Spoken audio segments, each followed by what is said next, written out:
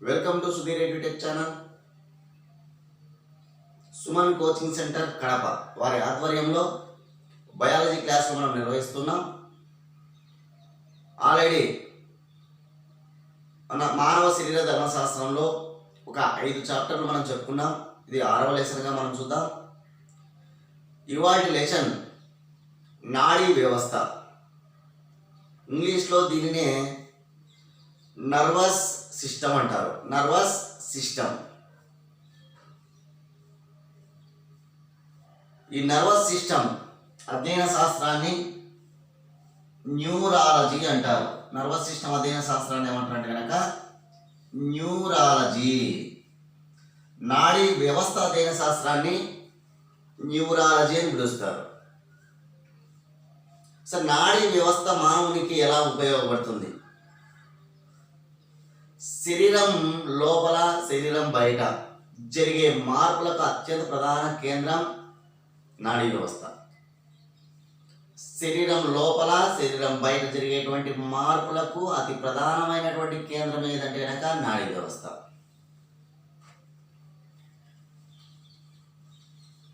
శరీరం వెలుపల జరిగేటువంటి మార్పులను గుర్తించి దానికి అనుగుణంగా ప్రతిస్పందించడం అనేటువంటిది నాడీ వ్యవస్థ లక్షణం. శరీరం వెలుపల జరిగే మార్పులను గుర్తించడం, దానికి ప్రతికూలంగా స్పందించడం అనేటువంటిది నాడీ వ్యవస్థ చేస్తుంది. మానవ శరీరంలోని నాడీ వ్యవస్థ సమన్వయం అనేటువంటిది అతి వేగంగా జరిపి అన్ని శరీర భాగాలకు సమాచారాన్ని అందజేసేటువంటిదే నాడీ వ్యవస్థ.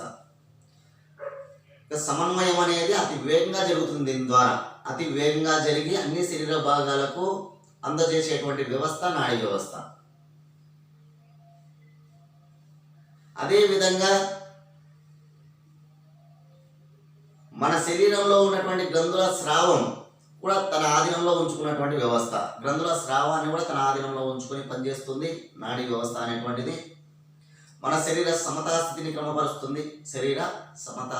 క్రమపరుస్తుంది. ఇవన్నీ దాని యొక్క ఫంక్షన్స్ అన్నమాట, విధులు. ముఖ్యంగా అవి గుర్తించుకొని ఉంటే సరిపోతుంది. సరే, నాడీ వ్యవస్థలో ఏమేమి భాగాలు ఉన్నాయి, ఆ భాగాల ద్వారా మనకి ఏమేమి జరుగుతూ ఉన్నాయి అనేటువంటిది మనం ఒకసారి నేర్చుకుంటే సరిపోతుంది. ఇదే నాడీ వ్యవస్థ. నాడీ వ్యవస్థలో మనకు 3 భాగాలు ఉంటాయి. నాడీ వ్యవస్థలో మనకి ఎన్ని భాగాలు కనిపిస్తాయంటే 3 భాగాలు కనిపిస్తాయి. ఒకటి కేంద్ర నాడీ వ్యవస్థ.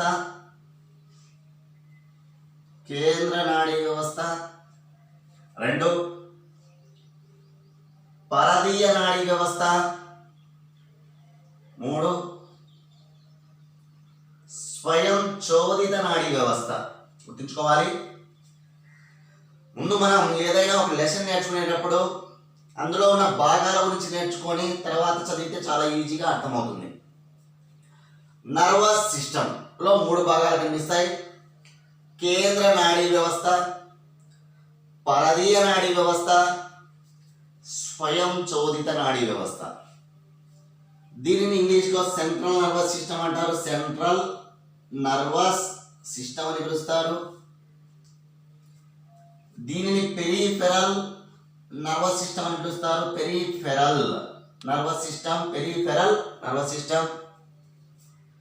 Autonomous nervous system. స్వయం చోదిత నాడీ వ్యవస్థ, అటానమస్ నర్వస్ సిస్టమ్. ఈ కేంద్ర నాడీ వ్యవస్థలో మళ్ళీ 2 భాగాలు ఉంటాయి. ఒకటి మెదడు, 2 వెన్నుపాము. మెదడు ఒకటి, వెన్నుపాము ఒకటి. Brain, spinal cord. మెదడు బ్రెయిన్, వెన్నుపాము స్పైనల్ కార్డ్. మళ్ళీ మెదడులో మనకు 3 భాగాలు కనిపిస్తాయి. మెదడులో మళ్ళీ తిరిగి 3 భాగాలు కనిపిస్తాయి. ముందు మెదడు, ఫ్రంట్ బ్రెయిన్. మధ్య మెదడు, మిడిల్ బ్రెయిన్. వెనుక మెదడు బ్యాక్ బ్రెయిన్ అన్నమాట. ముందు మెదడు, మధ్య మెదడు, వెనుక మెదడు అని 3 భాగాలు ఉంటాయి. మళ్ళీ వెనుక మెదడులో రెండు భాగాలు ఉంటాయి. వెనుక మెదడులో రెండు భాగాలు, అది అనుమస్తిష్కము లేదా చిన్న మెదడు అంటాం. అనుమస్తిష్కం లేదా చిన్న మెదడు. ఇంకొకటి మజ్జాముఖం, మెడుల్లా అబ్లంగేటా అంటారు ఇంగ్లీష్లో. మెడుల్లా అబ్లంగేటా మజ్జాముఖాన్ని. ఇట్లా వెనుక మెదడులో రెండు భాగాలు ఉంటాయి. ముందు మెదడు చిన్న మెదడు లేదా అనుమస్తిష్కము, మజ్జాముఖం అనే భాగాలు ఉంటాయి. పరదీయ నాడీ వ్యవస్థలో నాడులు ఉంటాయి, రెండు రకాల నాడులు, కపాల నాడులు, వెన్ను నాడులు. పరదీయ నాడీ వ్యవస్థలో ఉన్నటువంటి రెండు భాగాలు ఏంటంటే కపాల నాడులు, వెన్ను నాడులు. కపాల నాడులను ఇంగ్లీష్లో క్రేనియల్ నర్వ్స్ అంటారు. Cranial nerves. వెన్ను నాడులను స్పైనల్ నర్వ్స్ అంటారు. Spinal nerves. వెన్ను నాడులు స్పైనల్ నర్వ్స్ అన్నమాట. ఇది కపాల నాడులు, వెన్ను నాడులు. ఇట్లా మనం నాడీ వ్యవస్థలో కేంద్ర నాడీ వ్యవస్థను ముందు చూద్దాం. కేంద్ర నాడీ వ్యవస్థలో ఉన్న మెదడు గురించి చదువుదాం. మళ్ళా మెదడులో ముందు మెదడు, మధ్య మెదడు, వెనుక మెదడు, మళ్ళీ వెనుక మెదడులో చిన్న మెదడు, మజ్జాముఖం, ఈ భాగాల గురించి చదువుతాం. తర్వాత వెన్నుపాము చదువుతాం. తర్వాత పరదీయ నాడీ వ్యవస్థలో ఉన్న కపాల నాడులు, వెన్ను నాడులను చదువుదాం. తర్వాత స్వయం చోదిత నాడీ వ్యవస్థను చదువుదాం. ఇట్లా ఒక్కొక్క దాని గురించి చదువుకుంటూ వస్తే మనకి ఈ టాపిక్ కంప్లీట్ అయిపోతుంది. ముందు ఏంటి? కేంద్ర నాడీ వ్యవస్థ. కేంద్ర నాడీ వ్యవస్థ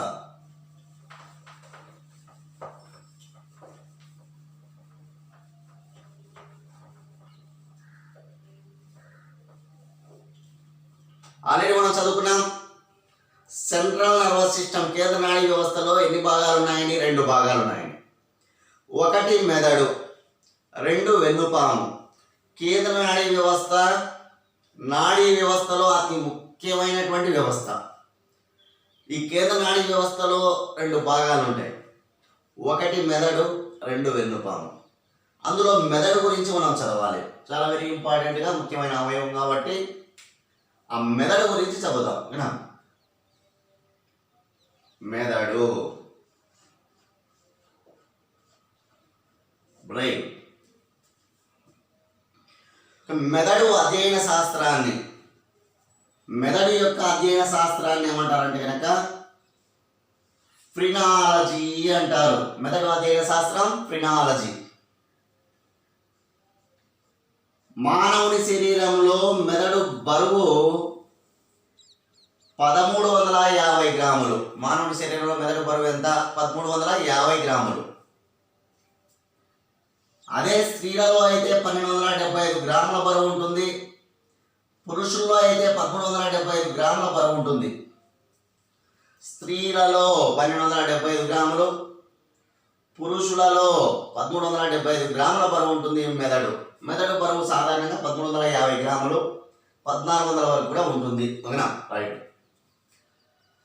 మానవుని శరీరంలో అత్యంత అభివృద్ధి చెందినటువంటి నిర్మాణం మెదడు. జంతు సామ్రాజ్యంలో అత్యంత అభివృద్ధి చెందిన నిర్మాణం, అతి క్లిష్టమైన నిర్మాణం మెదడు అన్నమాట. అభివృద్ధి చెందినటువంటిది చాలా క్లిష్టమైనటువంటి నిర్మాణం ఏదంటే కనుక మెదడు. జంతు సామ్రాజ్యం మొత్తంలో కూడా అత్యంత క్లిష్టమైనటువంటిది, అత్యంత అభివృద్ధి చెందినటువంటిది మెదడు. అతి పెద్ద మెదడు కలిగినటువంటి జీవి నీలి తిమింగలం. అతి పెద్ద మెదడు కలిగినటువంటి జీవి నీలి తిమింగలం. 4 కేజీల మెదడు ఉంటుందంట నీలి తిమింగలానికి. ఎన్ని కేజీలు? 4 కేజీలు. నెక్స్ట్, మెదడును కప్పుతూ ఉండే పొరను మెనింజస్ అంటారు. మెదడును కప్పుతూ ఉన్న పొరను ఏమంటారంటే కనుక మెనింజస్. గుర్తుంచుకోవాలి, మెనింజస్. మెదడును కప్పుతూ 3 పొరలు ఉంటాయి మనకు. పై పొరను వరాసిక, మధ్య పొరను, మధ్యలో ఉంటుంది కదా లేయర్, దానిని లౌతికల, లోపలి పొరను మృద్వి అని పిలుస్తారు, గుర్తుంచుకోవాలి. పై పొరనేమో వరాసిక, మధ్య పొరను లౌతికల, లోపలి పొరను మృద్వి. ఇప్పుడు మెదడు కప్పుతో 3 పొరలు ఉన్నాయనుకుంటే ఆ పై పొర ఉంటుంది, దాని వరాసిక అని, మధ్యలో ఉన్న పొరను లౌతికల అని, లోపలి పొరను మృద్వి అని పిలుస్తారు. క్రింది వానిలో భిన్నమైనది ఏది? లౌతికల, మృద్వి, ఫ్లూరా, మెనింజస్. ఫ్లూరా, మృద్వి అని అడిగినాడు అనుకోండి, ఫ్లూరా అనేది మనం చెప్పాలి, ఎందుకంటే ఊపిరితిత్తులకు సంబంధించి ఫ్లూరా.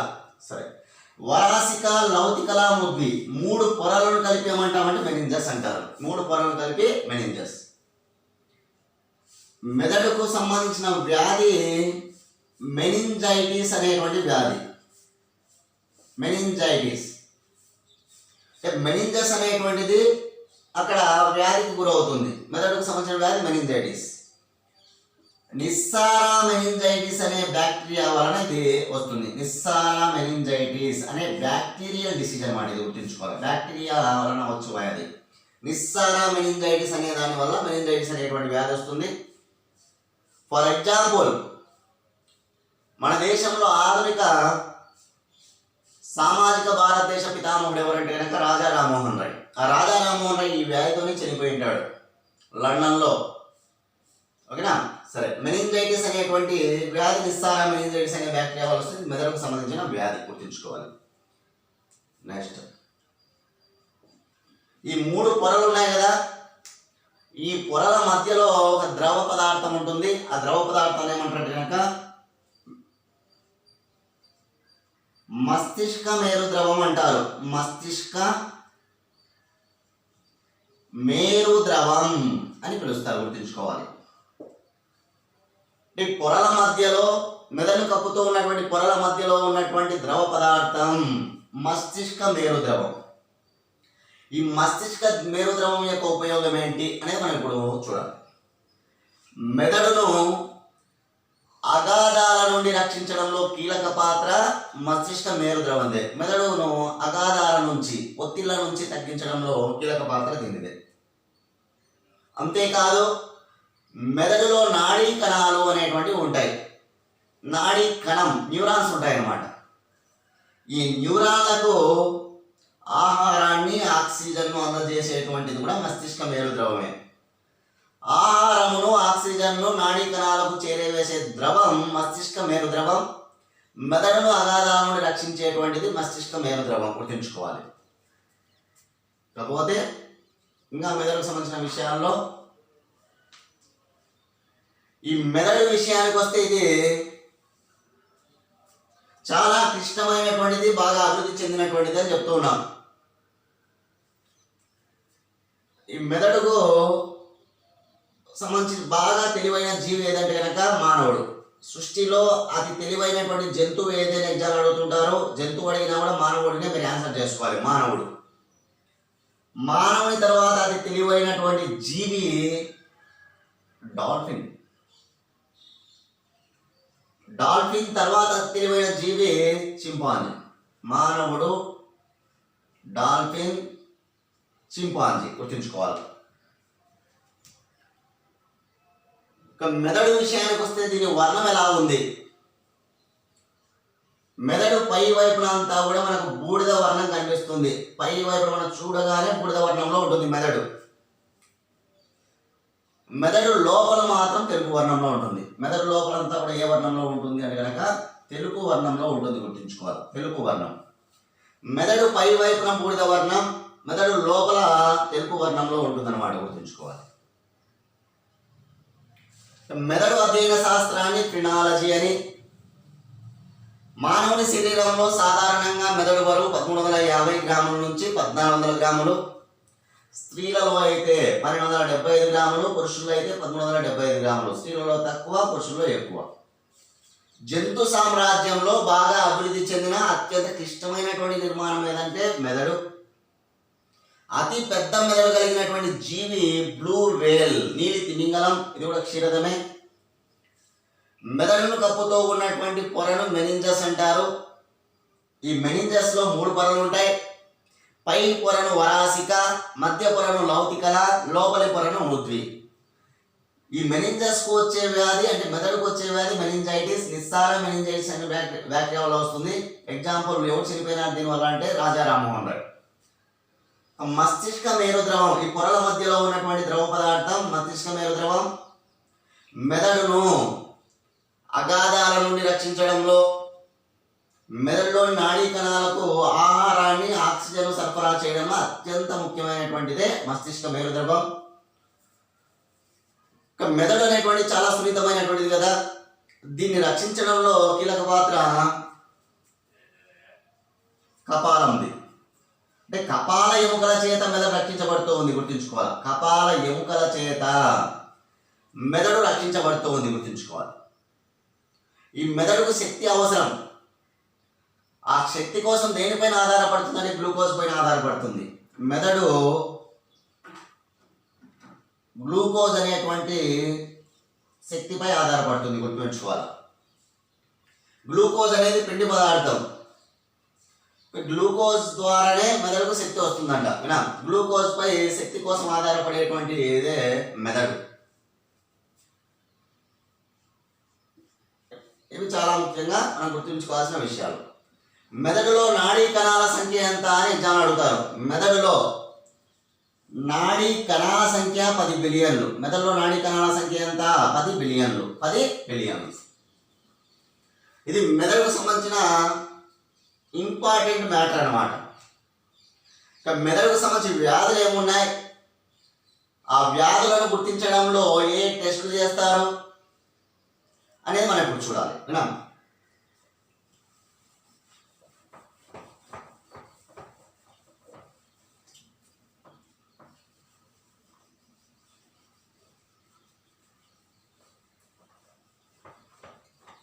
మెదడుకు సంబంధించిన వ్యాధులను గుర్తించడంలో ఉపయోగించే పరికరాలు రాసుకోండి. ఉపయోగించే పరికరాలు, వ్యాధులను గుర్తించడంలో ఉపయోగించే పరికరాలు: ఈఈజీ,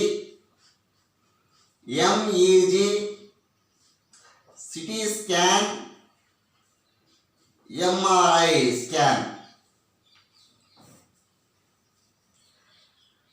మెదడుకు సంబంధించిన వ్యాధులను గుర్తించడంలో ఉపయోగించే పరికరాలు చాలా వెరీ ఇంపార్టెంట్ పరికరాలు. ఈఈజీ పూర్తి పేరు అడుగుతూ ఉంటారు, ఎంఈజీ పూర్తి పేరు అడుగుతారు, సిటీ స్కాన్, ఎంఆర్ఐ పూర్తి పేరు రాసుకోండి. నేను పూర్తిగా రాయను, నేను చెప్తాను, వీటిని మీరు నోట్ చేసుకోండి.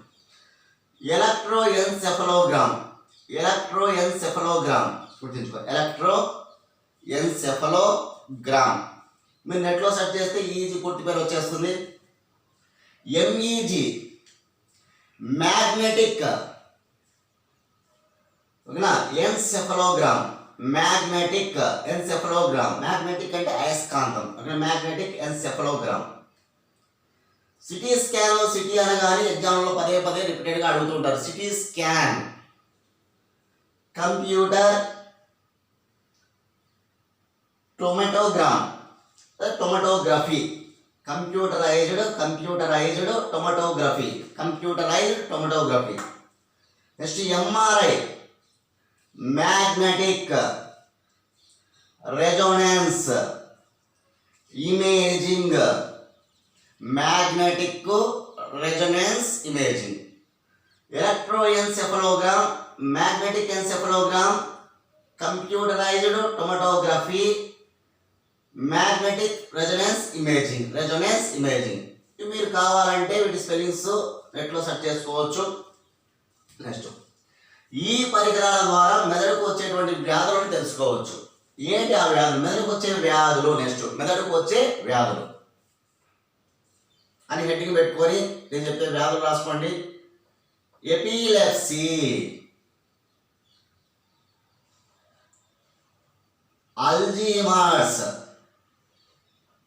ఎపిలెప్సీ ఒకటి, అల్జీమర్ ఒకటి.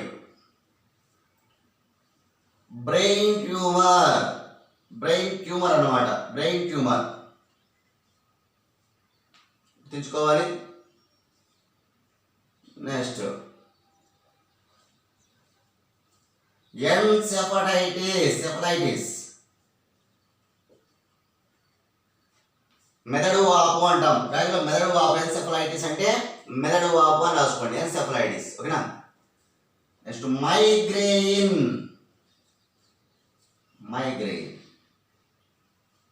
మెనింజైటిస్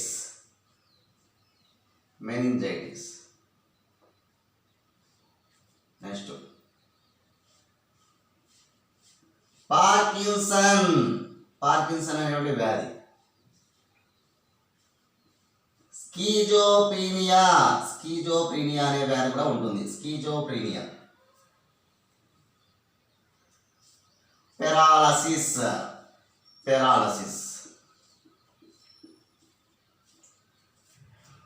ఎపిలెప్సీ పక్కనే మీరు లక్షణం రాసుకోవాలి. వ్యాధి లక్షణం ఏంటి? ఎపిలెప్సీ అంటే మూర్ఛ వ్యాధి. మూర్ఛ రావడం జరుగుతుంది. మెదడుకు సంబంధించి ఏదైనా దెబ్బతింటే మూర్ఛ వ్యాధి రావడం జరుగుతుంది. ఎపిలెప్సీ అంటే మూర్ఛ వ్యాధి. అల్జీమర్స్ జ్ఞాపక శక్తి లోపం. లక్షణం రాసుకోవాలి పక్కనే. ఇవి లక్షణాలు, ఇవి వ్యాధులు. ఓకేనా. అల్జీమర్స్ అంటే జ్ఞాపక శక్తి లోపిస్తుంది, మతిమరుపు ఎక్కువగా ఉంటుంది కొంతమందిలో. ఓకేనా. అది మనకు అల్జీమర్స్ అంటే జ్ఞాపక శక్తి లోపం. ఎపిలెప్సీ అంటే మూర్ఛ వ్యాధి. బ్రెయిన్ ట్యూమర్, బ్రెయిన్కి వచ్చే క్యాన్సర్ కూడా ఉంటుంది అనమాట. అదే బ్రెయిన్ ట్యూమర్ అనమాట. బ్రెయిన్ ట్యూమర్ అంటే బ్రెయిన్ క్యాన్సర్. ఎన్సెఫలైటిస్ మెదడు వాపు. ఈ మెదడు వాపు అనేటువంటి వ్యాధి ఆర్బో వైరస్ వల్ల వస్తుంది. వైరస్ పేరు రాసుకోవాలి మీరు. ఎన్సెఫలైటిస్ అంటే మెదడు వాయడం జరుగుతుంది అనమాట. ఆర్బో వైరస్ అని గుర్తుంచుకోవాలి. ఆర్బో వైరస్ పందుల ద్వారా వ్యాప్తి చెందే వ్యాధి అనమాట. మెదడు వాపు పందుల ద్వారా వ్యాప్తి చెందుతుంది. Next migraine. దీని లక్షణం వచ్చేసి తలనొప్పి. ఎప్పుడు తల తిరగడము, తలనొప్పిగా ఉండడం, ఇది మైగ్రెయిన్ అనమాట. మైగ్రెయిన్. మెనింజైటిస్ చెప్పాం కదా, మెదడు కప్పుతో ఒక పొర ఉంటుంది, మెనింజస్ అనేటువంటి పొర. నిస్సారా మెనింజైటిస్ అనే బ్యాక్టీరియా వల్ల ఈ వ్యాధి సోకుతుంది. నిస్సారా మెనింజైటిస్ ఇది దెబ్బతింటుంది. పార్కిన్సన్ అంటే కూడా తలకు సంబంధించినటువంటిదే. డోపమైన్ అనేటువంటి రసాయన పదార్థం లోపం వల్ల ఇది కలుగుతుంది. డోపమైన్ అనే రసాయన పదార్థం లోపం వల్ల ఈ పార్కిన్సన్ అనేటువంటి వ్యాధి కలుగుతుంది. ఒక రకమైనటువంటి పక్షవాతం. పార్కిన్సన్ అంటే ఒక రకమైన పక్షవాతం. స్కీజోప్రీనియా. ఈ స్కీజోప్రీనియా అనే వ్యాధిగ్రస్తులకు ఏమవుతుందంటే కనుక ఉన్నది లేనట్లు ఊహించుకోవడం ఎక్కువ అవుతుందన్నమాట. ఉన్నవి లేని విధంగా ఆ దృశ్యాలను ఊహించుకొని భయపడుతూ ఉంటారనమాట. ఇది స్కీజోప్రీనియా లక్షణం. ఉన్నది లేనట్టు ఊహించుకొని ఆ దృశ్యాలను ఊహించుకొని భయపడేటువంటి వాళ్ళే స్కీజోప్రీనియా. నెక్స్ట్ పెరాలసిస్ అంటే పక్షవాతం. ఎపిలెప్సీ మూర్ఛ వ్యాధి, అల్జీమర్స్ జ్ఞాపక శక్తి లోపం, brain tumour brain cancer, encephalitis మెదడు వాపు, మైగ్రెయిన్ తలనొప్పి, మెనింజైటిస్ మెదడుకు సంబంధించి మెనింజస్ పొరకు సంబంధించిన వ్యాధి, పార్కిన్సన్ ఒక రకమైన పక్షవాతం, స్కీజోప్రీనియా ఊహించుకొని భయపడేటువంటి లక్షణం, పెరాలసిస్ పక్షవాతం. ఇవి వ్యాధి లక్షణాలు. నెక్స్ట్ మెదడుకు సంబంధించి ఒక టెస్ట్ చేస్తారు. ఆ టెస్ట్ గుర్తుంచుకోవాలి మనమందరం. నార్కో టెస్ట్ హెడ్డింగ్ పెట్టుకొని నార్కో టెస్ట్ అని. మెదడులో నిల్వ ఉన్నటువంటి సమాచారాన్ని యథావిధిగా బయటకు చెప్పించడానికి చేసేటువంటి ప్రక్రియనే నార్కో టెస్ట్ అంటారు. మెదడులో నిక్షిప్తమైనటువంటి సమాచారం ఉంటుంది. ఆ సమాచారాన్ని బయటికి చెప్పించేటువంటి ప్రక్రియ అన్నమాట. ఇప్పుడు క్రిమినల్స్ ఉంటారు, ఇప్పుడు ఉగ్రవాదులు ఉంటారు. ఆ ఉగ్రవాదులను మనం అడిగితే కనుక వాళ్ళు సమాధానాలు చెప్పరు. అప్పుడు వారితో ఈ టెస్ట్ చేయిస్తారు అన్నమాట. అదే పెద్ద పెద్ద కుంభకోణాలకు పాల్పడి ఉంటారు, వాళ్ళ నిజాలు అడిగినా వాళ్ళు చెప్పరు. కాబట్టి నేరస్తుల చేత, క్రిమినల్ చేత నిజాలు చెప్పించడానికి, వాళ్ళలో ఉన్నటువంటి మెదడులో ఉన్నటువంటి సమాచారాన్ని బయటికి తెప్పించడానికి చేసే ప్రక్రియనే నార్కో టెస్ట్ అని పిలుస్తారు. ఇది మెదడుకు సంబంధించిన టెస్ట్ అనమాట. నార్కో టెస్ట్ మెదడుకు సంబంధించిన టెస్ట్. నార్కో టెస్ట్లో ఉపయోగించే రసాయనాలు, ఈ రసాయనాలు ఉపయోగించి అలా బయటికి తెప్పిస్తారన్నమాట ఆ నిజాన్ని. ఓకేనా, రైట్. సోడియం అమైటాల్, సోడియం పెంటతాల్ అనే రసాయనాలు ఉపయోగిస్తారు నార్కో టెస్ట్. గుర్తుంచుకోవాలి, చాలా వెరీ ఇంపార్టెంట్. నార్కో టెస్ట్లో ఉపయోగించే రసాయనాలు ఏది? Sodium amytal, sodium pentothal. Sodium amytal, sodium pentothal. ఈ రసాయనాలను ఉపయోగించి నార్కో టెస్ట్లో భాగంగా నేరస్తుల చేత నిజం చెప్పించడం జరుగుతుంది అనమాట. ఓకేనా? ఇది మెదడుకు సంబంధించిన అతి ముఖ్యమైనటువంటి సమాచారం. మెదడుకు సంబంధించిన వ్యాధులను కనుక్కోవడంలో ఉపయోగించే పరికరాలు electroencephalogram, magnetic encephalogram, computerised tomogram, magnetic resonance imaging.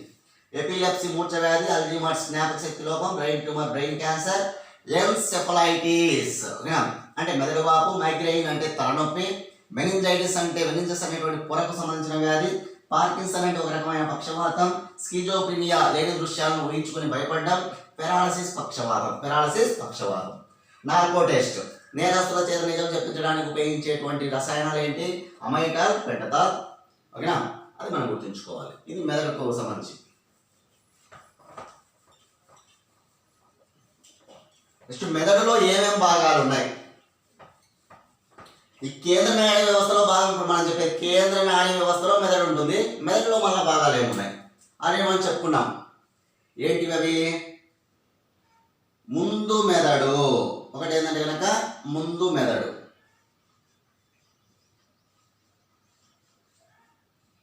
అదేవిధంగా మధ్య మెదడు, మరొకటి ఏంటి? మధ్య మెదడు,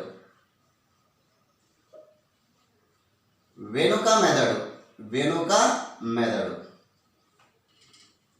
ఇట్లా మూడు భాగాలు ఉంటాయి అన్నమాట. ఇప్పుడు మనం దేని గురించి చదువుదాం ముందు అంటే ముందు మెదడు గురించి చదువుదాం. చాలా వెరీ ఇంపార్టెంట్ ముందు మెదడు. ఈ ముందు మెదడును పెద్ద మెదడు అంటారు. ఏమంటారు?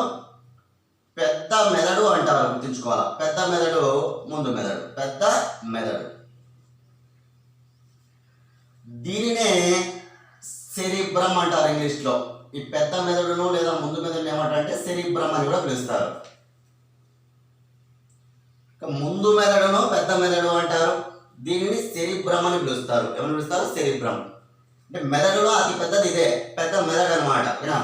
దీన్ని సెరిబ్రమ్ అని పిలుస్తారు. దీని వల్ల సెరిబ్రమ్ అని పిలువబడేది ముందు మెదడ, మధ్య మెదడ, వెనక మెదడ అని అడుగుతారు. సెరిబ్రమ్ అంటే ముందు మెదడు గుర్తుంచుకోవాలి. దీని బరువు 995 గ్రాములు. 995 గ్రాములు. ఒక మెదడు మొత్తం బరువు 1350 అయితే అందులో 995 గ్రాములు కలిగి ఉంది ఇది ఏకంగా. ఏది? ముందు మెదడు. మనకు ముందు వైపున కనిపిస్తుంది అనమాట బాగా ఇదంతా కూడా, కాబట్టి దాన్ని ముందు మెదడు అంటారు. ఇది పెద్దది కాబట్టి పెద్ద మెదడు అంటారు. ఇంగ్లీష్లో సెరిబ్రమ్ అంటారు. గుర్తుంచుకోవాలి. సరే, ముందు మెదడు మనం దీన్ని బాగా పరిశీలించినట్లయితే ఇందులో ఒక అడ్డుగాడి ఏర్పడుతుంది అనమాట. ఈ అడ్డుగాడి ఏర్పడటం వల్ల ఇది మెదడు అనుకుంటే ఈ ముందు మెదడులో ఒక అడ్డుగాడి ఏర్పడటం వల్ల, ఒక గాడి ఏర్పడటం వల్ల ఇది రెండు సమభాగాలుగా విడిపోతుంది అనమాట. దీన్ని మస్తిష్కం అని కూడా అంటాం. ముందు మెదడుని ఏమని పిలుస్తారంటే మస్తిష్కం. గుర్తుంచుకోవాలా, మస్తిష్కం అని కూడా అంటారు. మస్తిష్కము అన్నా, పెద్ద మెదడు అన్నా, సెరిబ్రమ్ అన్నా, ముందు మెదడు అన్నా ఒకటే, వేరు వేరు కాదు. మస్తిష్కం అన్నా, పెద్ద మెదడు అన్నా, ముందు మెదడు అన్నా, సెరిబ్రమ్ అన్నా ఒకటే. సరే, ఈ మస్తిష్కం అనేటువంటిది అడ్డుగాడి వల్ల రెండు సమాన మస్తిష్క అర్ధగోళాలుగా, అర్ధము మొత్తం ఫుల్ అనమాట. ఓకేనా? దీనిని కుడి మస్తిష్క అర్ధగోళం అంటారు. దీన్ని ఎడమ మస్తిష్క అర్ధగోళం అంటారు. అక్కడ ఏర్పడినటువంటి గాడి వల్ల రెండు అర్ధ భాగాలుగా విడిపోయింది. ఒకటి కుడి మస్తిష్క అర్ధగోళం, రెండు ఎడమ మస్తిష్క అర్ధగోళం. కుడి మస్తిష్క అర్ధగోళం అనేటువంటిది ఇదంతా కుడి భాగం. ఇక్కడ మధ్యలో పాపడి తీస్తే మనం ఓకేనా, ఒకవేళ కొంతమంది తీస్తుంటారు మధ్యలో పాపడి, ఈ పక్కనంతా కూడా కుడి భాగం, ఈ పక్కనంతా ఎడమ భాగం అని గుర్తించుకో.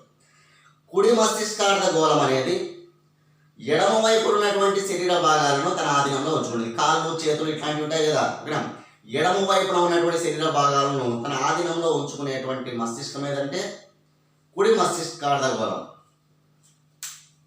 అదే ఎడమ మస్తిష్కార్ధగోళం ఏం చేస్తుందంటే కుడి వైపున ఉన్నటువంటి శరీర భాగాలను తన ఆధీనంలో ఉంచుకున్నది. కుడి వైపున ఉన్నటువంటి శరీర భాగాలను తన ఆధీనంలో ఉంచుకునేది ఎడమ మస్తిష్కార్ధగోళం.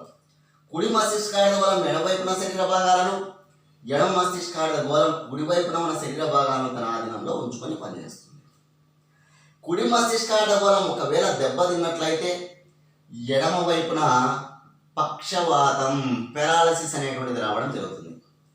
ఎడమ మస్తిష్కాల గోళం దెబ్బతింటే కుడివైపున ఉన్న శరీర భాగాలకు పక్షవాతం రావడం జరుగుతుంది అనమాట.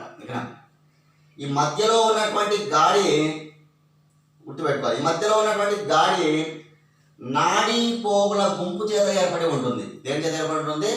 నాడీ పోగుల గుంపు చేత ఏర్పడి ఉంటుంది, గుర్తుంచుకోవాలి. నాడీ పోగుల గుంపు.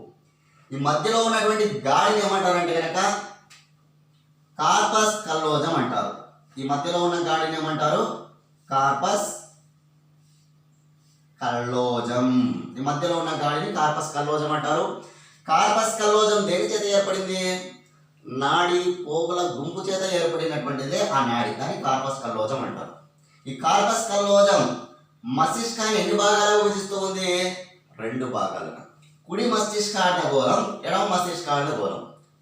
ఈ మస్తిష్కం పై వైపున మనం చూస్తే గట్ల వంటి నిర్మాణాలు ఉంటాయి. మస్తిష్కం పైన గట్ల వంటి నిర్మాణాలు ఉంటాయి.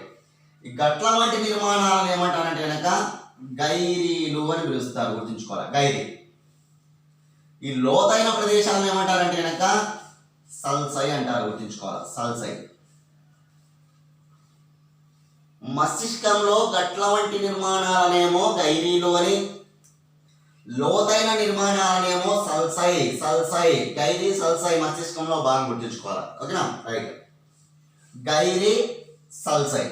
గట్ల వంటి నిర్మాణాలను గైరీలు అని, లోతైన భాగాలను సల్సై అని పిలుస్తారు మస్తిష్కంలో. ఓకేనా? ఇది మనం గుర్తుంచుకోవాల్సిన చాలా ముఖ్యమైనటువంటి సమాచారం. ఇంకా మెదడుకు సంబంధించి మస్తిష్కంలో చాలా ముఖ్యమైనటువంటి సమాచారం ఇది. ఏ పుస్తకంలో చూసినా మనకు కంపల్సరీ మ్యాటర్ అక్కడ పొందుపరిచి ఉంటారు. దాన్ని మనం ఆ సమాచారాన్ని చేసుకోవాలన్నమాట. మైండ్లో దాన్ని ఫిట్ చేసుకోవాలి. చాలా వెరీ ఇంపార్టెంట్. రైట్.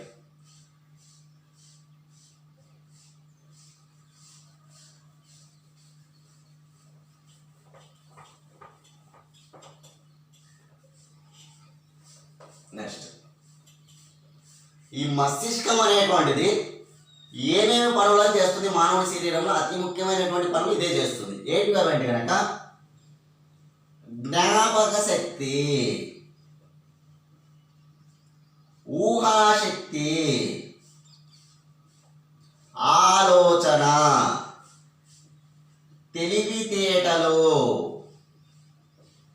సమస్య పరిష్కారం. ఖచ్చితంగా ఇవన్నీ ఎగ్జామ్స్ మీరు రాసుకోవాలా, ఖచ్చితంగా రాసుకోవాలి. చాలా వెరీ ఇంపార్టెంట్. ఇవే మనకి వెరీ ఇంపార్టెంట్గా అడిగే ఎగ్జామ్లలో. జ్ఞాపక శక్తి, ఊహాశక్తి, ఆలోచన, తెలివితేటలు, సమస్య పరిష్కారం, మాట్లాడటం. మర్చిపోకూడదు, మాట్లాడటం. ఓకేనా? మాట్లాడడం అనేది కూడా దీనికి పరంగానే మనకు కనిపిస్తుంది అనమాట.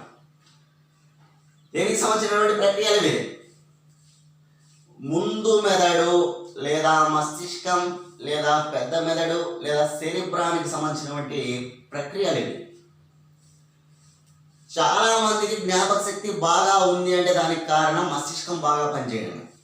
జ్ఞాపక శక్తి ఎప్పుడో జరిగి ఉంటాయి విషయాలు, అవన్నీ బాగా గుర్తుంటాయి. గొప్ప గొప్ప ర్యాంకులు సాధిస్తూ కూడా ఉంటారు కదా జ్ఞాపక శక్తి ఉన్న వాళ్ళు. అది మరి ఊహాశక్తి, రేపు రానున్న రోజుల్లో జరిగే సమాచారాన్ని ముందుగానే ఊహిస్తూ ఉంటారు చాలా గొప్పగా. ఊహాశక్తి అనమాట అది, ఊహాశక్తి. ఆలోచన, ఇప్పుడు ఏదైనా చేయాలనుకుంటే ఆలోచిస్తూ ఉంటాం మనం, ఆలోచన శక్తి కూడా మనకి దీనికి వస్తుంది. తెలివితేటలు, ఒక సమస్య వచ్చినప్పుడు ఆ సమస్యను పరిష్కరించడంలో బాగా మనం ఆలోచిస్తూ ఉంటాం. మన సమస్య పరిష్కారానికి దారులు ఎత్తుతూ ఉంటాం. అది కూడా మనకు మస్తిష్కం బాగా ఉంటేనే, బాగా పనిచేస్తేనే సమస్య పరిష్కారం కూడా బాగా చేయడం జరుగుతుంది. మాట్లాడడం, ఇప్పుడు నేను మాట్లాడుతూ ఉన్నా కదా, ఆ మాట్లాడడం అనేటువంటిది కూడా మస్తిష్కం బాగా పనిచేయడం వల్లనే అట్లా మాట్లాడడం. ఓకేనా? అదేవిధంగా ఇవన్నీ కూడా వస్తాయి అన్నమాట. ఓకేనా? రైట్. ఎగ్జాంపుల్స్ అనమాట, వెరీ ఇంపార్టెంట్, గుర్తుంచుకోవాలి. సరే, ఇక మస్తిష్కం అంటే ఆ మస్తిష్కంలో మనకు మస్తిష్కంలో ఒక కాడ వంటి నిర్మాణం ఉంటుందన్నమాట, ఒక కాడ వంటి నిర్మాణం. దీనిని ఏమంటారంటే హైపోథాలమస్ అంటారు, గుర్తుంచుకోవాలి. హైపోథాలమస్ మనం ఎక్కడో చదివాం, ఎవరైనా పోయిన చాప్టర్లో వినింటే అక్కడ చదివింటాం. అంతఃస్రావిక గ్రంథిలో పీయూష గ్రంథి లేదా పిట్యూటరీ గ్రంథి మెదడులోని హైపోథాలమస్ అనే భాగానికి అతికి ఒక బఠానీ గింజ పరిమాణంలో ఉంటుంది. పీయూష గ్రంథి అనేటువంటిది అంతఃస్రావిక గ్రంథులలోకెల్లా చిన్న గ్రంథి అయినా సరే ఇది చాలా గొప్ప గ్రంథి. అన్ని గ్రంథులు కూడా దీని ఆధీనంలో పనిచేస్తాయి కాబట్టి దీన్ని ప్రధాన గ్రంథి, మాస్టర్ గ్లాండ్, ఓకేనా, king of all glands, master, ఓకేనా, బ్రాండ్ మాస్టర్ అని అంటారని అక్కడ చదివాం. సరే, అలా వదిలేస్తే ఇక్కడ చూద్దాం. మస్తిష్కంలో కాడ వంటి నిర్మాణం ఉంటుంది, దీన్ని హైపోథాలమస్ అంటారు, గుర్తుంచుకోవాలి. హైపోథాలమస్. ఈ హైపోథాలమస్ చేసే ప్రక్రియలు ఏంటి అనేది ఎగ్జామ్లో అడుగుతూ ఉంటారు అన్నమాట, ఓకేనా. చూద్దాం హైపోథాలమస్ ప్రక్రియలు. ఇంకా రాస్తా. హైపోథాలమస్ ప్రక్రియలు భావోద్వేగాలను క్రమపరచడం. భావోద్వేగాలను క్రమపరచడం దీని ఆధీనంలోనే ఉంటుంది. లైంగిక వాంఛ, మనం ఏదైనా చూసిన వెంటనే ఇది కావాలి అనుకుంటాం అన్నమాట, ఓకేనా. అట్లాంటి లైంగిక వాంఛ హైపోథాలమస్ ఆధీనంలోనే పనిచేస్తుంది. ఉష్ణోగ్రత, పీడనము, స్పర్శ వీటిని క్రమపరచడం కూడా దీని ఆధారంగా ఉంటుంది. గుర్తించుకోవాలి, చాలా వెరీ ఇంపార్టెంట్. ఉష్ణోగ్రత క్రమత అంటాడు అనమాట. ఉష్ణోగ్రతను క్రమపరచడం అనేటువంటి దేని ఆధీనంలో ఉంటుందంటే హైపోథాలమస్ ఆధీనంలో ఉంటుంది. లైంగిక వాంఛ, భావోద్వేగాల క్రమపరచడం అన్నమాట, భావోద్వేగాలను క్రమపరచడం. ఒక్కొక్క దాన్ని చెప్తూ వస్తున్నా. ముందు మస్తిష్కం తెలుసుకున్నాం. ఊహాశక్తి, ఆలోచన శక్తి, తెలివితేటలు, ఓకేనా, మాట్లాడడము, సమస్య పరిష్కారము, అట్లాంటివన్నీ కూడా అక్కడ మస్తిష్కం.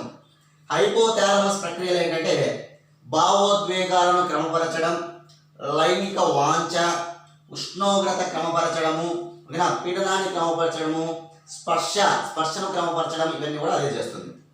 అదేవిధంగా ఆకలి, దప్పిక, మనకు ఆకలి కావడము, దప్పిక కావడం అనేటువంటిది దీని ద్వారానే. ఆకలి, దప్పిక. అదే హైపోథాలమస్ సరిగ్గా పనిచేయకపోతే మనకు ఆకలి తెలియదు, దప్పిక తెలియదు, చాలా కష్టం అన్నమాట. అట్లా ఉంటే ఆకలి, దప్పిక. నెక్స్ట్ నిద్ర, మెలకువ. నిద్ర రావడము, మెలకువ రావడం దీని ఆధారంలో పనిచేస్తుంది. హైపోథాలమస్ సరిగ్గా పనిచేయకపోతే నిద్ర ఉండదు, ఒకవేళ నిద్రపోయినా మెలకువ ఎప్పుడు వస్తుందో తెలియదు అనమాట. ఇది హైపోథాలమస్ ప్రక్రియ, చాలా వెరీ ఇంపార్టెంట్. ఇవన్నీ రాసుకోవాలి. భావోద్వేగాలను క్రమపరచడం, లైంగిక వాంఛ, ఉష్ణోగ్రత క్రమపరచడం, ఆకలి, దప్పిక, నిద్ర, మెలకువ, ఇది హైపోథాలమస్. నెక్స్ట్ ఇది ఏ మెదడు అంటున్నాం? ముందు మెదడు. ఈ ముందు మెదడు దగ్గర మధ్య మెదడు ఉంటుంది అన్నమాట. మధ్య మెదడు, ముందు మెదడు, మధ్య మెదడును కలుపుతూ ఉన్నటువంటిదే ముందు మెదడును, మధ్య మెదడును కలుపుతూ ఉండేది ద్వారగోర్ధం. గుర్తుంచుకోవాలి. ముందు మెదడు, మధ్య మెదడును కలుపుతూ ఉన్న భాగాన్ని ఏమంటారంటే కనుక ద్వారగోర్ధం అంటారు. ద్వారగోర్ధం. దీని ప్రక్రియ ఏంటి? ఇది మూడవ దాని ప్రక్రియ. రెండు చెప్పుకున్నా నేను, దాని ప్రక్రియలు ఇది మూడవది, గుర్తుంచుకోవాలి. ద్వారగోర్ధం. కోపం, బాధ, సంతోషం, ఇవన్నీ కూడా దీని ఆధీనంలోనే ఉంటాయి, ఓకేనా. కోపం, బాధ, సంతోషం, ద్వారగోర్ధం. గుర్తుంచుకోవాలి. ద్వారగోర్ధం ముందు మెదడు, మధ్య మెదడు కలిపేటువంటి భాగం. అంటే మస్తిష్కానికి సంబంధించి ఒక 3 ప్రక్రియలు మనం నేర్చుకున్నాం. ఒకటి మస్తిష్కం చేసే ప్రక్రియ, 2 హైపోథాలమస్ ప్రక్రియ, 3 ద్వారగోర్ధం ప్రక్రియ. ఇది మనం చెప్పుకున్నటువంటి దేని గురించి చెప్పుదంతా? మస్తిష్కంలో ముందు మెదడు గురించి. మరొకటి ఏంటి?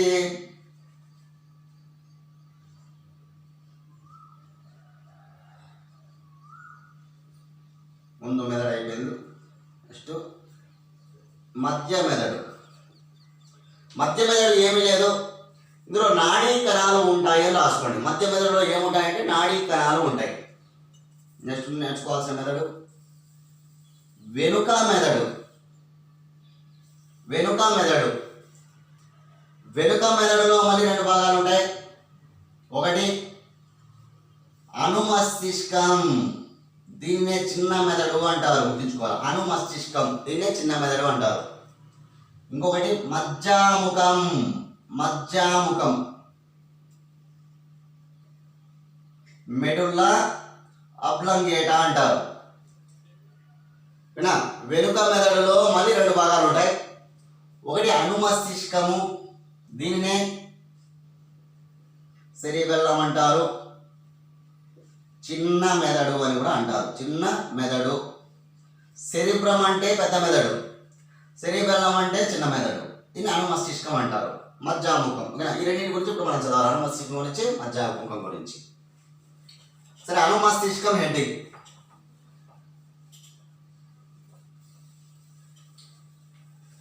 అనుమస్తిష్కాన్ని ఏమంటారు అనేది ఆల్రెడీ చెప్పుకున్నాం మనం. ఏమంటారు అనుమస్తిష్కాన్ని?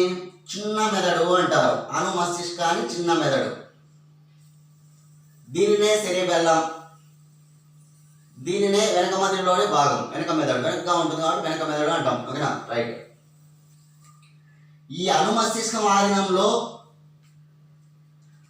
నియంత్రిత కండరాలు ఉంటాయి. నియంత్రిత కండరాలను తన ఆధీనంలో ఉంచుకునేది అనుమస్తిష్కం. నియంత్రిత కండరాలకు ఎగ్జాంపుల్ కాళ్ళు, చేతులు. కాళ్ళు, చేతులు, కాళ్ళు, చేతులు. అంటే మనం కూర్చుంటున్నాం, లేస్తున్నాం అంటే కాళ్ళు అవి. నడవగలుగుతున్నాం, కాళ్ళు. కూర్చుని లేస్తున్నాం, కాళ్ళు. ఏదైనా చేతులతో పని చేస్తున్నాం, అవి చేతులు. కాబట్టి కాళ్ళు, చేతులు నియంత్రిత కండరాలు. అంటే మన ఆధీనంలో ఉంచగలుగుతాం. మనం చేతులను పైకి ఎత్తాలంటే ఎత్తగలమా? ఎత్తలేదా? ఎత్తుకుతాం. కాళ్ళను పైకి ఎత్తాలంటే ఎత్తుతాం. అట్లా ఒక కాళ్ళు, చేతులు మనం ఎట్లా చెప్తే అలా వింటాయి. మన ఆధీనంలో ఉండేటువంటివి నియంత్రిత కండరాలు. నియంత్రిత కండరాలకు ఎగ్జాంపుల్ కాళ్ళు, చేతులు. కాబట్టి నడవడము, కూర్చోవటము, లేవటము, ఓకేనా, పరుగెత్తడము, మనం నిలబడాలనుకుంటే నిలబడడం, ఇవన్నీ కూడా దేని ఆధీనంలో ఉంటాయంటే అనుమస్తిష్కం ఆధీనంలో ఉంటాయి. గుర్తుంచుకోవాలి. ఎగ్జామ్ పాయింట్ ఆఫ్లో ఏమడుగుతారంటే ఆల్కహాల్ సేవించిన వారిలో, ఆల్కహాల్ అంటే మనం ఓకేనా మందు తాగుతుంటారు కదా, బ్రాందీ, విస్కీ అవన్నీ. ఓకేనా, ఈ ఆల్కహాల్ సేవించిన వారిలో ఏ అవయవం సక్రమంగా పనిచేయదు అని అడుగుతారు. ఓకేనా, సెరిబ్రమ్ సరిగ్గా పనిచేయదా, సెరిబెల్లం సరిగ్గా పనిచేయదా, మధ్య మెదడు సరిగ్గా పనిచేయదా? సెరిబెల్లం సరిగ్గా పనిచేయదు, చిన్న మెదడు సరిగ్గా పనిచేయదు, అనుమస్తిష్కం సరిగ్గా పనిచేయదు అనమాట. ఆల్కహాల్ సేవించిన వారిలో గుర్తుంచుకోవాలి. అదేవిధంగా మత్తు పదార్థాలు వాడుతున్న వారిలో కూడా డాక్టర్ దగ్గరికి పోయినప్పుడు మత్తు ఇస్తారు, ఆ మత్తు వేసినప్పుడైనా సరే ఓకేనా గుర్తుంచుకోవాలి. మత్తు ఇచ్చిన వారికి, ఆల్కహాల్ సేవించే వారిలో పనిచేయని అవయవం అనుమస్తిష్కం. నెక్స్ట్ భాగం మజ్జాముఖం. వెనుక మెదడులో రెండు భాగాలు ఉన్నాయని చెప్పిన. ఒకటి అనుమస్తిష్కం, మజ్జాముఖం. మజ్జాముఖాన్ని ఇంగ్లీష్లో మెడుల్లా అబ్లంగేటా అంటారు. ఇక్కడ వెనుక మెదడు నుంచి మజ్జాముఖం ఉంటుందన్నమాట. లాస్టింగ్ అదే. ఓకేనా, వెనక మెదడులో చివరి భాగం అదే మజ్జాముఖం. రైట్. మెదడులో చివరి భాగం ఏదంటే మజ్జాముఖమే, గుర్తుంచుకోవాలి. మజ్జాముఖం. ఈ మజ్జాముఖం అనియంత్రిత చర్యలకు కేంద్రం. అనియంత్రిత, మన ఆధీనంలో ఉంటే నియంత్రిత, మన ఆధీనంలో లేనివి అనియంత్రిత. గుర్తుంచుకోవాలి. మన ఆధీనంలో లేని కండరాలు అనియంత్రిత కండరాలు. ఫర్ ఎగ్జాంపుల్ మూత్రపిండాల కదలికలు. మూత్రపిండాలు మనం కదలమంటే కదులుతున్నాయా? మన ఆధీనంలో లేవు. అవి ఎప్పుడు ఆగిపోవాలంటే అప్పుడు ఆగిపోతాయి, ఎప్పుడు కదలాలంటే అప్పుడు కదులుతాయి. మన ఆధీనంలో లేవు. మూత్రపిండాల కదలికలు, పేగుల కదలికలు, హృదయ స్పందన. హృదయం స్పందిస్తూ ఉంది కదా, అది మన ఆధీనంలో లేదు. అక్కడ ఉండి ఏ కండరాలు ఉంటాయి? అనియంత్రిత కండరాలు ఉంటాయి. ఆహార వాహికలో ఉన్న కండరాలు. ఆహార వాహికలో ఆహారం వెళ్తూ ఉంది, అనియంత్రిత కండరాల వల్ల, పెరిస్టాలిటిక్ చలనాల వల్ల. ఓకేనా, అక్కడ కూడా అది గుర్తుంచుకోవాలి. పేగుల కదలికలు, మూత్రపిండాల కదలికలు, ఊపిరితిత్తుల కదలికలు. ఓకేనా, అదేవిధంగా కండరాల సంకోచ వ్యాకోచాలు, ఇవన్నీ కూడా అనియంత్రిత కండరాలే. గుర్తుంచుకోవాలి. మజ్జాముఖం అనియంత్రిత కండరాలను ఆధీనం ఉంచుకుంటే దానికి ఎగ్జాంపుల్ ఏ ప్రక్రియలు అంటే హృదయ స్పందన, మూత్రపిండాల కదలికలు, ఓకేనా, పేగుల కదలికలు, మూత్రాశయం కదలికలు, ఇవన్నీ కూడా గుర్తుంచుకోవాలి. నెక్స్ట్ ఎగ్జామ్లో ఇట్లాంటివి అడిగేది.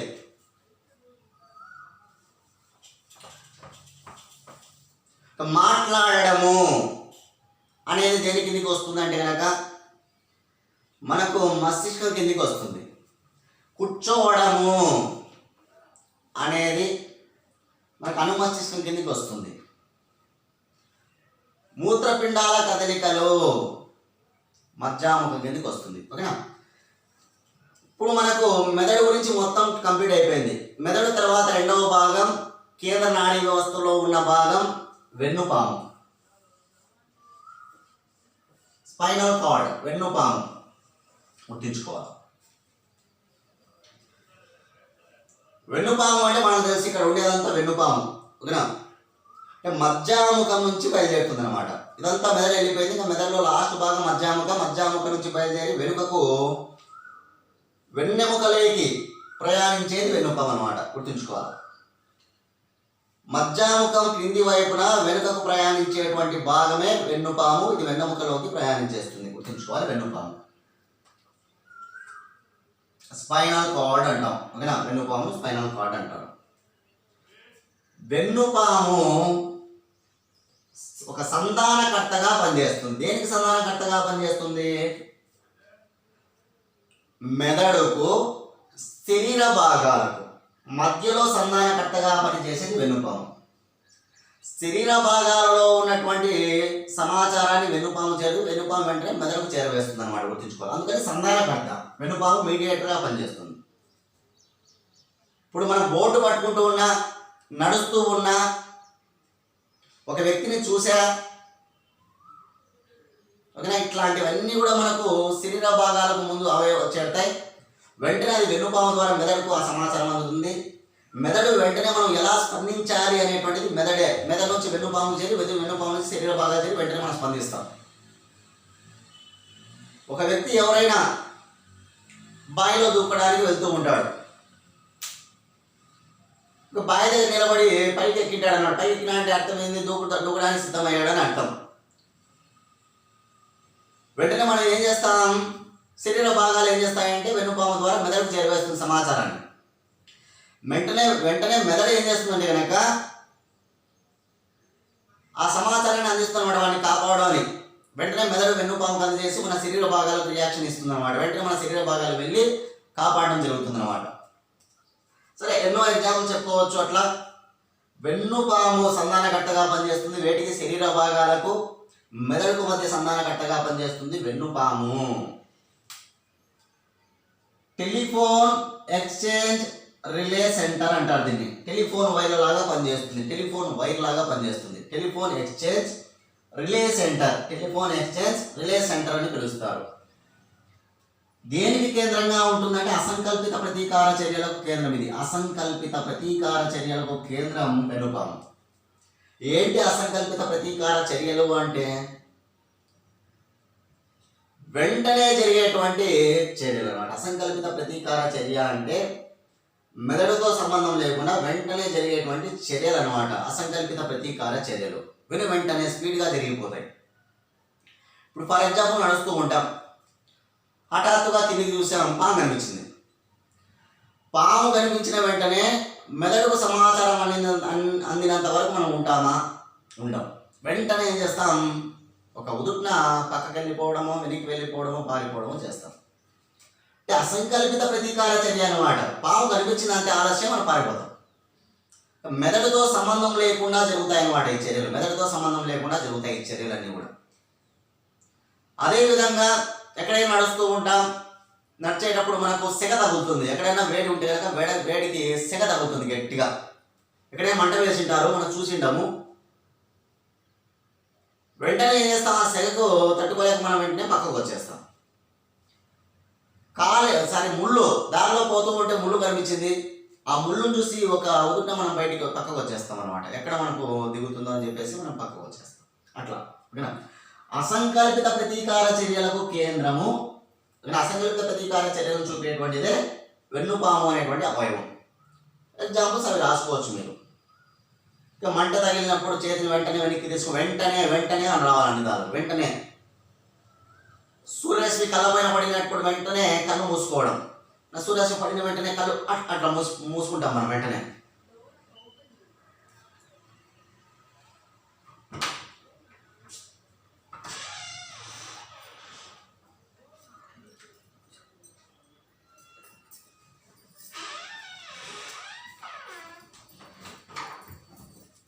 ఇట్లా అన్నమాట. అసంకల్పిత ప్రతీకార చర్యలకు ముఖ్యమైనటువంటి కేంద్రం ఏదంటే వెన్నుపాము. వెన్నుపాముకు సంబంధించి ఆ ఎగ్జామ్స్ అని మీరు రాసుకోవచ్చు, వెరీ ఇంపార్టెంట్. ఇప్పుడు మనం చెప్పుకున్నదంతా కేంద్ర నాడీ వ్యవస్థ. కేంద్ర నాడీ వ్యవస్థ గురించి మొత్తం అంతా కంప్లీట్ చేసుకున్నాం. నెక్స్ట్ మనకు 2 భాగాలు మిగిలాయి. ఒకటి పరదీయ నాడీ వ్యవస్థ, మరొకటి స్వయం చోదిత నాడీ వ్యవస్థ. సరే, పరదీయ నాడీ వ్యవస్థ రెండవది. ఇది మెయిన్ టాపిక్లో పరదీయ నాడీ వ్యవస్థ రెండవ టాపిక్. దీనినే పెరిఫెరల్ నర్వస్ సిస్టమ్ అంటారు ఇంగ్లీష్లో. పరదీయ నాడీ వ్యవస్థను పెరిఫెరల్ నర్వస్ సిస్టమ్ అంటారు, గుర్తుంచుకోవాలి. ఈ పరదీయ నాడీ వ్యవస్థ శరీర భాగాలకు వెన్నుపాములకు మధ్య ఒక రియాక్షన్ చూపుతున్నమాట. శరీర భాగాలకు వెన్నుపాముకు మధ్య పరదీయ నాడీ వ్యవస్థ ఉంటుంది. దీన్ని ఈ పరదీయ నాడీ వ్యవస్థలో ఏముంటాయంటే నాడులు ఉంటాయి, నర్వ్స్ ఉంటాయి, గుర్తుంచుకోవాలి. నర్వ్స్ నాడుల అధ్యయన శాస్త్రాన్ని కూడా న్యూరాలజీ అంటారు. మనం ప్రత్యేకంగా మాట్లాడుకోవాల్సిన నాడులు. ఈ నాడులు ఇక్కడ 2 రకాలుగా ఉంటాయి. కపాల నాడులు, వెన్ను నాడులు. వెన్ను నాడులు, కపాల నాడులు. మనం ప్రీవియస్ పేపర్లు చూస్తే అడుగుతూ ఉంటారు, మానవ శరీరంలో కపాల నాడుల సంఖ్య ఎంత, వెన్ను నాడుల సంఖ్య ఎంత, నాడుల సంఖ్య ఎంత అని అడుగుతూ ఉంటారు. ఈ పరదీయ నాడీ వ్యవస్థలో లేదా మానవ శరీరంలో నాడుల సంఖ్య నాడీ కణాలు వేరు, నాడులు వేరు, గుర్తుంచుకోవాలి. ఇవి నాడులు. ఈ నాడుల సంఖ్య 43 జతలు. 43 జతలు. నాడుల సంఖ్య ఎంత అన్నప్పుడు 43 జతలను ఆన్సర్ చేసుకోవాలి. ఇవి మళ్ళా 2గా డివైడ్ అవుతాయి. కపాల నాడులు, క్రేనియల్ నర్వ్స్ అన్నమాట. క్రేనియల్ నర్వ్స్ కపాలంలో ఉంటాయి కాబట్టి. వెన్ను నాడులు వెన్నుపాము నుంచి వస్తాయి కాబట్టి వెన్ను నాడులు. ఇది స్పైనల్ నర్వ్స్ అంటారు. Spinal nerves, cranial nerves. కపాల నాడులు తక్కువ ఉంటాయి, ఎప్పటికీ మర్చిపోకూడదు. 12 జతలు ఉంటాయి. డజను అని గుర్తుంచుకోండి, 12 జతలు. మిగతా బ్యాలెన్స్ 31. 12 పోతే ఇక్కడ 31 కదా. 31 జతలు వచ్చేసి వెన్ను నాడులు, గుర్తుంచుకోవాలి. కపాల నాడుల సంఖ్య 12 జతలు, వెన్ను నాడుల సంఖ్య 31 జతలు. అతి పెద్ద నాడి ఏది అని ఎగ్జామ్లు అడుగుతారు.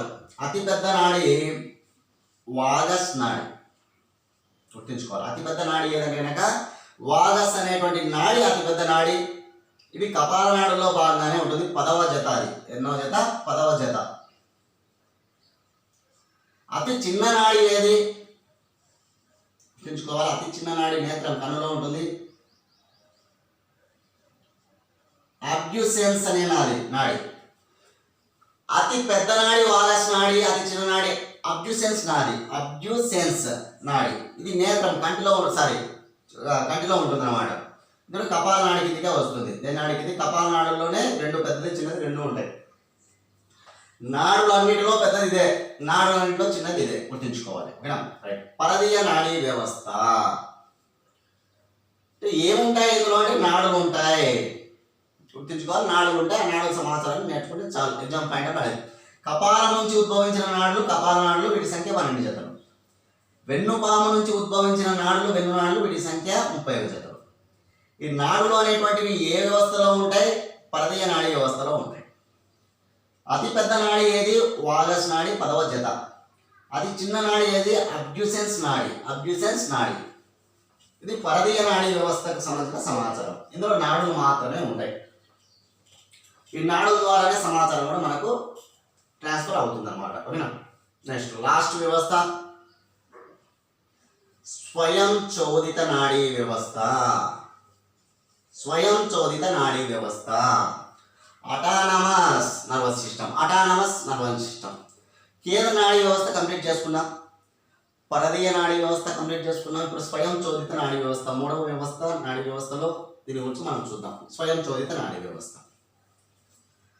స్వయంగా జరిపే నాడీ వ్యవస్థ స్వయం చోదిత నాడీ వ్యవస్థ. స్వయంగా తనకు తాను జరుపుకునేటువంటి సిస్టమ్ ఇది స్వయం చోదిత నాడీ వ్యవస్థ. ఈ స్వయం చోదిత నాడీ వ్యవస్థలో కూడా అనియంత్రిత కండరాలు ఉంటాయి.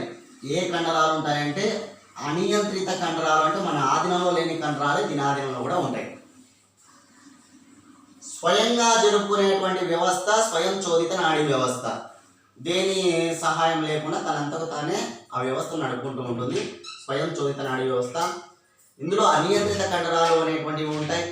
ఎగ్జాంపుల్, ఈ స్వయం చోదిత నాడీ వ్యవస్థ కింద జరిగే ప్రక్రియలు లాలాజలం ఉత్పత్తి. లాలాజలం అనేటువంటిది స్రవిస్తూ ఉంటుంది, అది కూడా అంతే. ఓకేనా? ఏదైనా ఒక మామిడి పండు చూస్తాం, మామిడికాయ, వెంటనే మనకు లాలాజలం ఉత్పత్తి అయిపోతుంది. చింతపండు చూస్తాం, లాలాజలం ఉత్పత్తి అవుతుంది. ఇదంతా స్వయం చోదిత నాడీ వ్యవస్థ కిందకే వస్తుంది అనమాట. ఓకేనా? అదేవిధంగా బ్లడ్ ప్రెషర్, రక్తపీడనం కూడా దీని కిందికి మీరు రాసుకోవాలి. బ్లడ్ ప్రెషర్, రక్తపీడనం, రక్తనాళాల సంకోచం, రక్తనాళాలు బ్లడ్ వెజల్స్ అనమాట. రక్తనాళాల సంకోచం బ్లడ్ వెజల్స్. సెలైవా కావచ్చు, బ్లడ్ ప్రెషర్ కావచ్చు, బ్లడ్ వెజల్స్ కావచ్చు, అన్నీ కూడా దీని కిందకే ఉంటాయి. మనకు చెమటలు పడుతున్నాయి. ఇప్పుడు నేను క్లాస్ చెప్తూ ఉన్నా, వేడి ఎక్కువగా ఉంది కాబట్టి వెంటనే మనకు చెమటలు పడుతూ ఉన్నాయి ఇప్పుడు నాకు. ఓకేనా? కాబట్టి చెమటలు పట్టడం అనేది కూడా దేని కిందకి వస్తుందంటే స్వయం చోదిత నాడీ వ్యవస్థ కిందకి వస్తుంది. అంటే కేంద్ర నాడీ వ్యవస్థ, పరిధి నాడీ వ్యవస్థలో చెమటలు పట్టడం అనేది ఉండదు. చెమటలు పట్టడం అనేటువంటి స్వయం చోదిత నాడీ వ్యవస్థ కిందకి వస్తుంది. ఇట్లా మనం చాలా చాలా వెరీ ఇంపార్టెంట్. కొన్ని గ్రంథుల స్రావాలు రిలీజ్ చేయాలంటే కూడా ఇదే మనకు ఇదే అవసరం అవుతుంది అన్నమాట. గ్రంథుల స్రావాలు, ఇది కేంద్ర నాడీ వ్యవస్థ, పరిధీయ నాడీ వ్యవస్థ, స్వయం చోదిత నాడీ వ్యవస్థ. సరే, నాడీ వ్యవస్థ యొక్క నిర్మాణాత్మక క్రియాత్మక ప్రమాణం. నాడీ వ్యవస్థ యొక్క నిర్మాణాత్మక క్రియాత్మక ప్రమాణం ఏది? నాడీ కణం అన్నమాట. దీని గురించి అయితే మనకి చాప్టర్ కంప్లీట్ అయిపోతుంది. నాడీ కణం చెప్పుకున్నాం. మెదడులో ఎన్ని నాడీ కణాలు ఉన్నాయి? 10 బిలియన్ల నాడీ కణాలు ఉంటాయి మెదడులో. 10 బిలియన్స్. ఈ నాడీ కణం అనేది చాలా చాలా ముఖ్యమైనటువంటి సమాచారం ఇందులో. నాడీ కణం నాడీ వ్యవస్థలో నిర్మాణాత్మక క్రియాత్మక ప్రమాణం, స్ట్రక్చరల్ అండ్ ఫంక్షనల్ యూనిట్ అన్నమాట. నాడీ కణం న్యూరాన్ అంటాం ఇంగ్లీష్లో. మానవుని శరీరంలో అతి పొడవైన కణం ఏది? అతి పొడవైన కణం నాడీ కణం. అతి పెద్ద కణం అంటే అండకణం. జంతు సామ్రాజ్యంలోనే అతి పెద్ద కణం అండకణం. అతి పొడవైన కణం అన్నమాట. పొడవైన కణం ఏదంటే నాడీ కణం. ఈ నాడీ కణం 1 మీటర్ వరకు ఉంటుంది. 1 మీటర్ వరకు ఉంటుంది. గుర్తుంచుకోవాలి, నాడీ కణం అనేది 1 మీటర్ వరకు ఉంటుంది. గుర్తుంచుకోవాలి. ఒకసారి నశిస్తే తిరిగి ఏర్పడని కణం ఏదంటే నాడీ కణం. నశిస్తే కనుక తిరిగి ఏర్పడని కణం నాడీ కణం. మిగతా ఏ కణాలైనా నశించినట్లయితే కనుక తిరిగి ఏర్పడతాయంట. కానీ నాడీ కణం అనేటువంటిది మాత్రం ఒకసారి నశిస్తే తిరిగి ఏర్పడదంట. ఒకసారి నశించినప్పుడు తిరిగి ఏర్పడని కణం నాడీ కణం. దీని పొడవు 1 మీటరు. అతి పొడవైన కణం ఏది అంటే నాడీ కణం. గుర్తుంచుకోవాలి. నెక్స్ట్, ఈ నాడీ కణం అనేటువంటిది నిర్మాణాత్మక క్రియాత్మక ప్రమాణం. నాడీ వ్యవస్థ బాగా పనిచేయాలంటే ఇదే మెయిన్ అన్నమాట. నిర్మాణాత్మక క్రియాత్మక ప్రమాణం. టెలిఫోన్ వైర్ వల్లే పనిచేస్తుంది. ఇది కూడా దేని వల్లే పనిచేస్తాయంటే కనుక టెలిఫోన్ వైర్లు పనిచేసినట్టుగానే పనిచేస్తాయి అన్నమాట. సమాచారాన్ని ఒక చోట నుంచి మరి ఒక చోటికి చేరవేయడంలో కీలక పాత్ర నాడీ కణాలది. సమాచారాన్ని ఇన్ఫర్మేషన్ ట్రాన్స్ఫర్ చేస్తాయి ఒక ప్రదేశం నుంచి ఒక ప్రదేశానికి నాడీ కణం. అందుకే దీన్ని టెలిఫోన్ వైర్ వల్లే పనిచేస్తుంది అన్నమాట. ఇది కూడా విద్యుత్ రసాయన, ఇది ఎలా ఉంటుందంటే కనుక విద్యుత్ పరంగా రసాయన పరంగా దీన్ని చెప్తారన్నమాట. ఈ చర్యను నాడీ కణం చూపే చర్య విద్యుత్ రసాయనిక చర్యగా చెప్తారన్నమాట. సమాచారం ఒక చోట నుంచి ఒక చోటికి చేరవేయడంలో ముఖ్యంగా ఏ మూలకాలు ఉపయోగపడతాయంటే ఇక్కడ నాడీ కణం పరంగా సోడియం పొటాషియం. ఏ మూలకాలు ఉపయోగపడతాయి? సమాచారాన్ని ఒక చోటు నుంచి ఒక చోటికి ట్రాన్స్ఫర్ చేయడంలో ఉపయోగపడే మూలకాలు సోడియం పొటాషియం. ఉపయోగపడే రసాయన పదార్థాలు మీరు రాసుకోవాలి. చాలా వెరీ ఇంపార్టెంట్. రసాయన పదార్థాలు ఏంటివి? Acetyl కొలైన్, acetyl కొలైన్, dopamine, histamine, glycine, glycine, ఇవి గుర్తుంచుకోవాలి. నాడీ కణము అంటే సమాచారాన్ని చేరవేసేటువంటి భాగం ఇది. దానికి ఉపయోగపడే మూలకాలు సోడియం, పొటాషియం. ఉపయోగపడే రసాయనాలు acetyl choline, dopamine, histamine, glycine.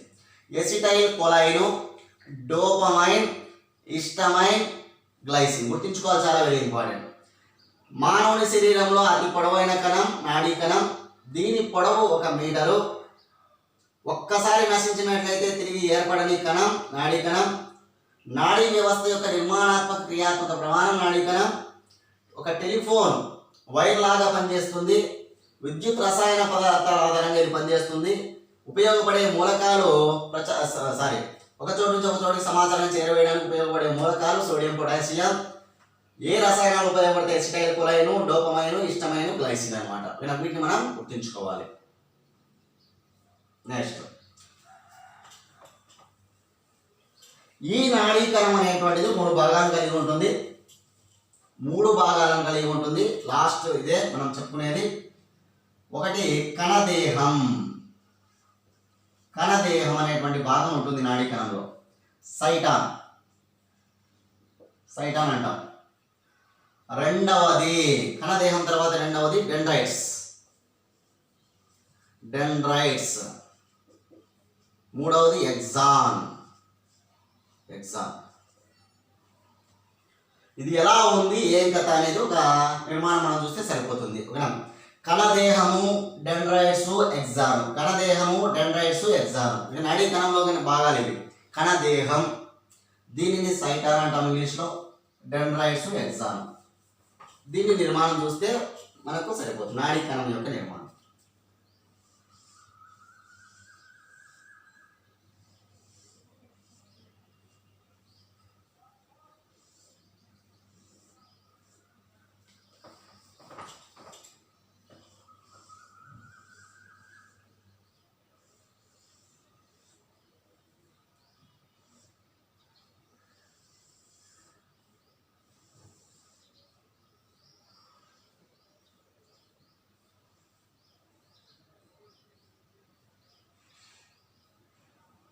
సింపుల్గా గీస్తున్నా.